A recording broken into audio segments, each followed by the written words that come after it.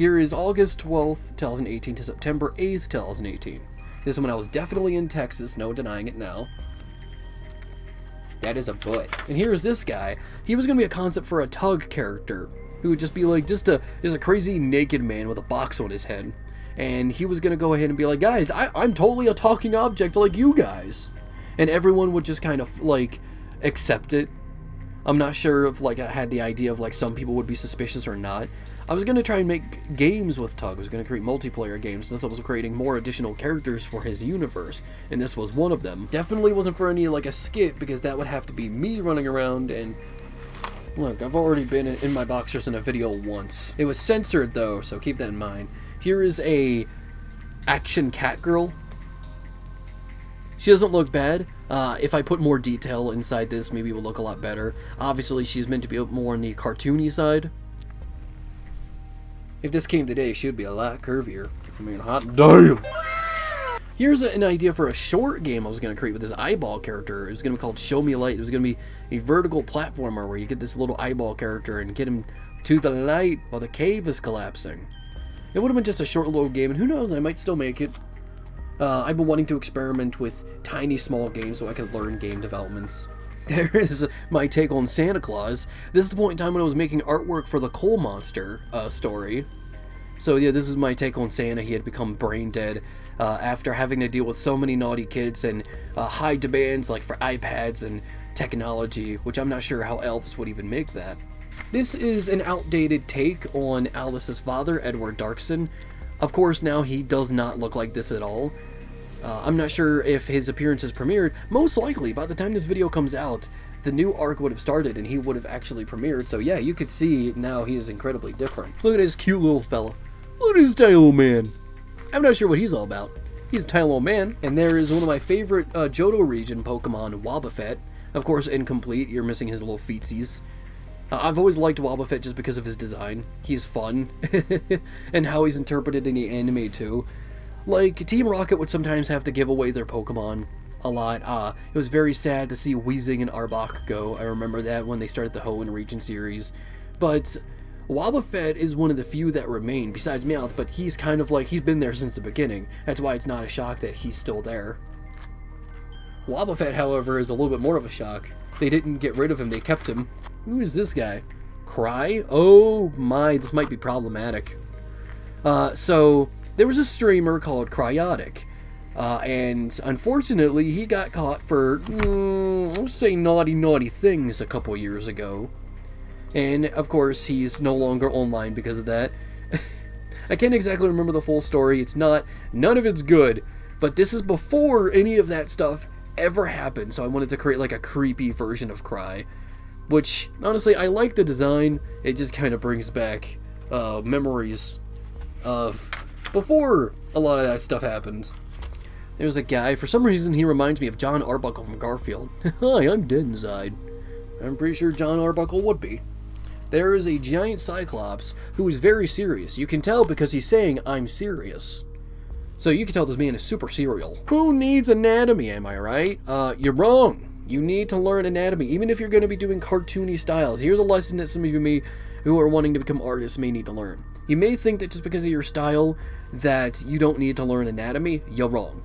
You should learn anatomy, even if it's at a basic level, because every style can improve with an understanding of anatomy. You may think, oh, what's the point? I'm drawing more cartoony stuff. Sure, but with a good knowledge of anatomy, you can learn how to break anatomy. That's the whole point in learning anatomy, so that you can learn how to properly break it, to make it look really cool for perspective and such. Here's Pac-Man with tiny feet. There he is. Cute little fella. My eye's itchy. Nope. Here is an incomplete take on Wave. This is when I was starting to embrace her more feminine features more. She still doesn't look good, and I think that's why I stopped sketching this, because I realized this doesn't really look good. And it's mainly her face. Her face is the problem. So I'm glad I improved, and now I draw her on the regular looking fabulous. I'm very happy with how she looks now. Oh, here was a sketch I made for a random idea, like what if Master Hand was playable in Smash, which he technically is in Smash Ultimate, only in one mission in World of Light. But I thought like, oh, what if there was a mode where you could actually play as him as a regular character, and the objective is that like other players would have to find a way to beat him. And I thought, oh, you could use the Joy-Con to sort of like control him with not only button inputs but also motion control and whatnot. And I thought, it's pretty cool. Have a mode where people could freely play as Master Hand, but only one guy would be able to. Maybe an 8-player Smash would be 2 people, so that, you know, you could have Crazy Hand involved. I still think this idea could work. I know he wouldn't be able to work as a full character. You would have to shrink him down a lot. Oh, and here's me expanding upon the idea too. This was the idea of like, okay, what if you could play as Master Hand as not a big boss character? What if you played him as a helper? Like, other characters would be running around the stage, other players would be fighting, and 1 or 2 people could take control of either Master or Crazy Hand and be able to add elements to help people, like additional platforms, like spawning items directly, and just making things super chaotic. Which, I still like the idea of. That sounds really cool. Good on ya, me. There's Freddy Krueger with no legs. A very cartoony interpretation of him. I love Nightmare on Elm Street. It's my favorite slasher and one of my favorite horror movies. I definitely take a lot of inspiration from that franchise. Here's a take on a fighting character made out of gum. His name is Rubber Gum, and he would stretch, he would twist and stick. In fact, it says right here, stretch and stick. And twist. Maybe pop. Look at him. Here was a take on a character that would appear in a location Elizabeth would go to in her world. Here's a creature that was going to appear inside one of the places Elizabeth would go in her story. Their name is Andy, and he was going to be a giant puppet, massive, city scale, and he would create dolls. And so the name Andy is meant to be based on Andy from Toy Story, since that entire idea of the movie is toys. This guy makes toys, so I thought it'd be kind of a neat little reference to Toy Story. Then obviously this never came to be. He's meant to be a puppet, but still a little organic in some cases, but massive. He's meant to be like a colossus. Here is a logo I was making for Tug's Coffin of Dead Jokes. This is the point in time when, oh, you might see something really interesting here soon, if not the next one. But anyway, this is when I was making the Tug's Coffin of Dead Jokes short for Night Mind's Candy Bowl, and this was the logo I made. This was the very first logo, and I still like Tug's Coffin of Dead Jokes. I think it's very funny. I'm very proud of that, even to this day. I still haven't made a sequel. Originally was going to make it a yearly thing, but that unfortunately never came to be. Inside the cartoon story, where, you know, the world full of cartoon characters, this guy was going to be like a godlike entity. He was based on what I thought was the first animation that came years ago. I forgot what it was called, though. Phantasmagoria, I think it is. I could be wrong, but look it up. It's just pretty much a bunch of weird shapes and random scenarios, but definitely if you're someone like me who likes looking at the history of different industries like animation, you're gonna find some enjoyment out of it just because of that. My god, there's a lot of incompletes. Yarr.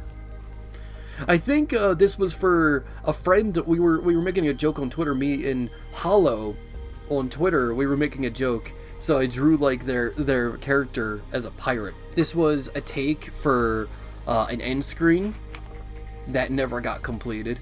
Back when I was gonna call myself Void of Space and whatnot.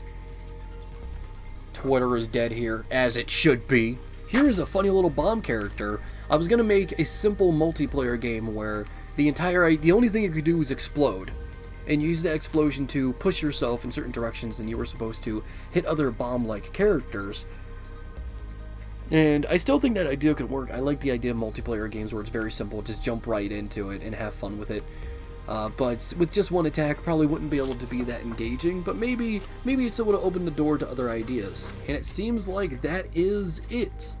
They were on the shorter end because obviously a lot of the stuff that I think were partly ripped out and used for either making a wall of concepts or putting in the folders, because this is when I was interested in other things at one point, and maybe I'll talk about another day. But anyway, I hope you enjoyed the video, and I hope you have a beautiful day, and I hope that day gets even more beautiful. Your connection will be strange.